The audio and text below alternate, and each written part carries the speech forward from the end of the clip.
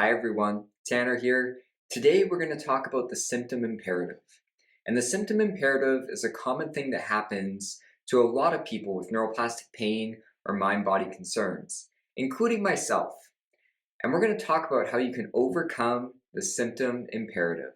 So let's get into it.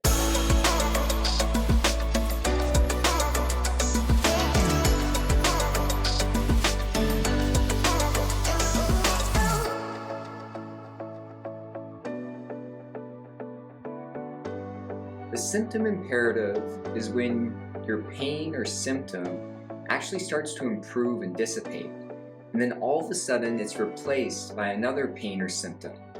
And this is a really common thing that happens with people with neuroplastic pain.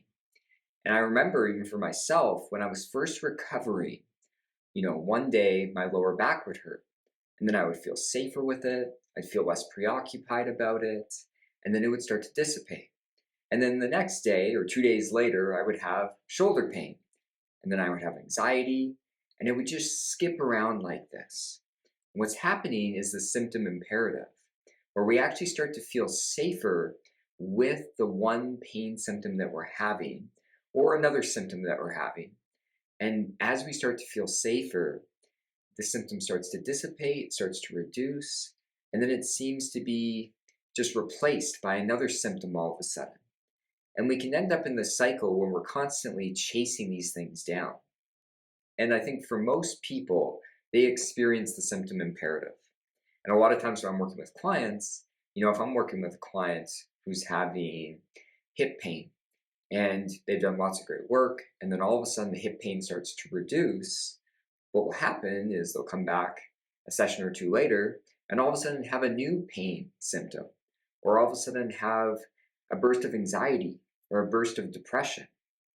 And what's taken place is they started to feel safer in their body with their original pain symptom, and then it just was replaced by another one. And so when we talk about why this happens, Dr. Sarno talked about that the symptom imperative was occurring because our brain is basically trying to distract us still from the underlying emotions or difficult emotions that we don't want to feel.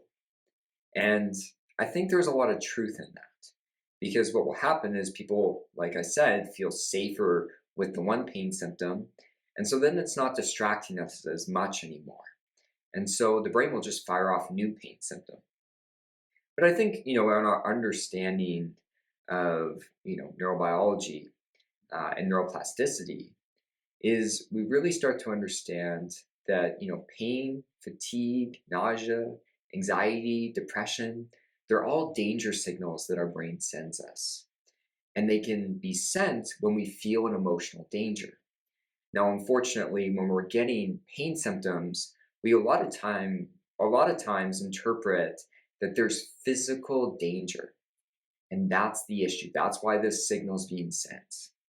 But as we know with neuroplastic pain, making up a significant portion of all chronic pain, that often pain symptoms, fatigue, anxiety, or depression are sent when we feel an emotional danger.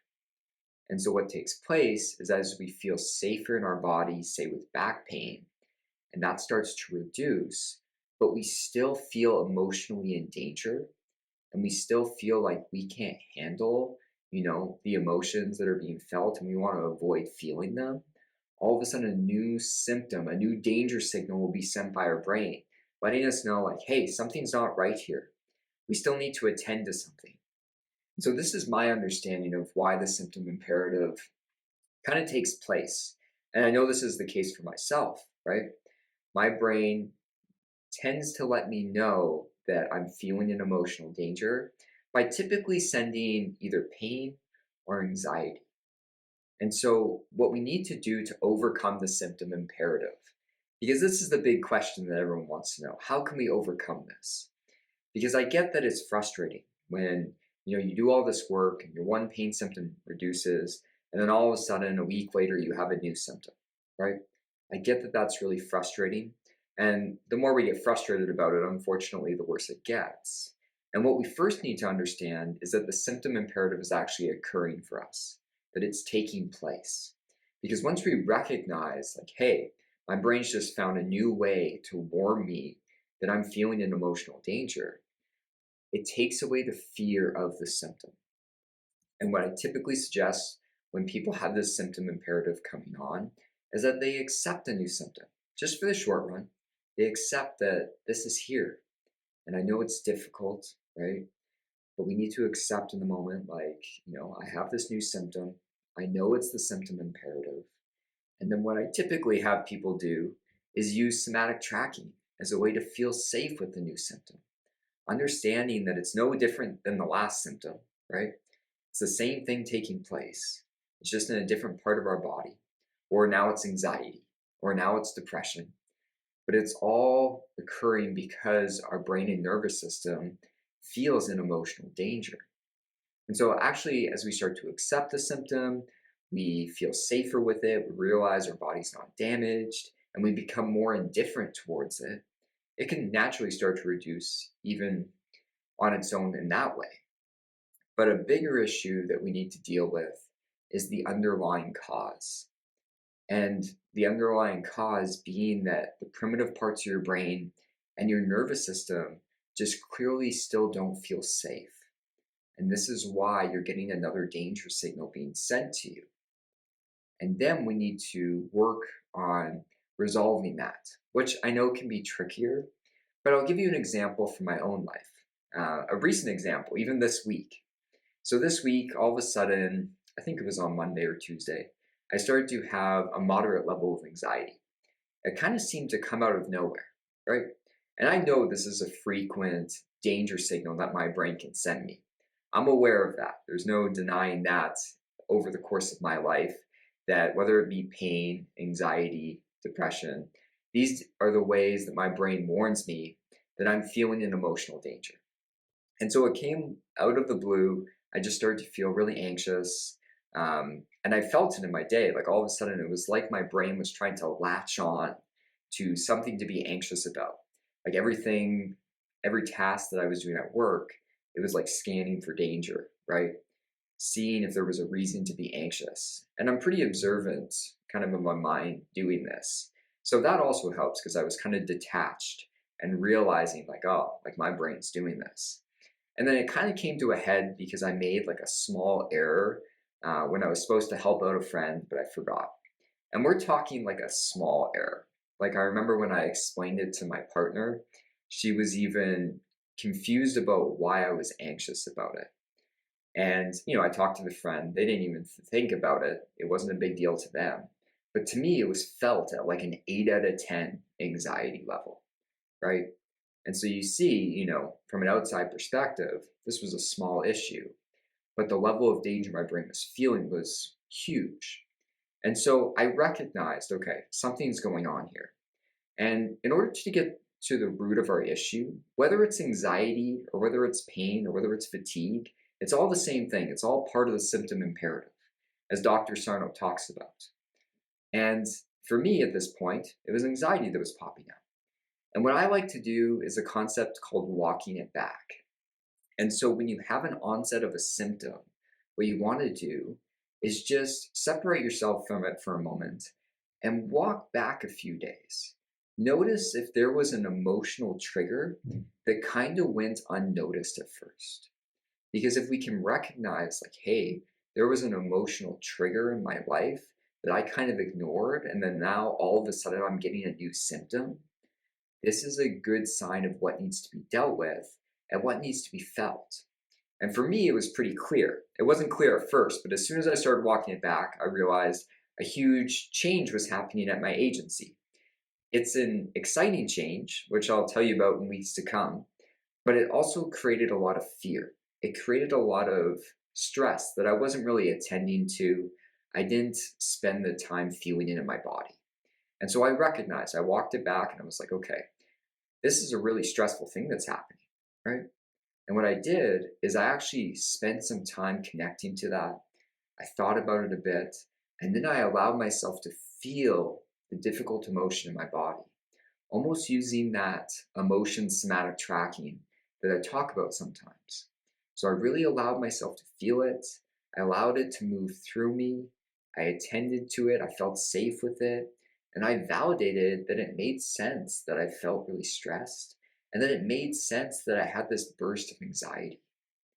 And so walking it back is a really useful strategy. Now, even though I walked it back, I spent some time really attending to my internal state, caring for myself. I also needed to slow down in my life. And so I remember that day when I felt that burst of moderate level of anxiety, I really took time to care for myself, which seems like a simple thing to do. But when you're anxious or when you're on high alert about your pain symptoms, the urge is to move really, really quick through your day and everything seems like a crisis. So I slowed it down. Things that I didn't need to do that day, I didn't do. I spent time outside. I was actually like really curious and mindful of nature. It was quite a beautiful moment actually. I was just outside. I was kind of observing the plants, the trees in my backyard.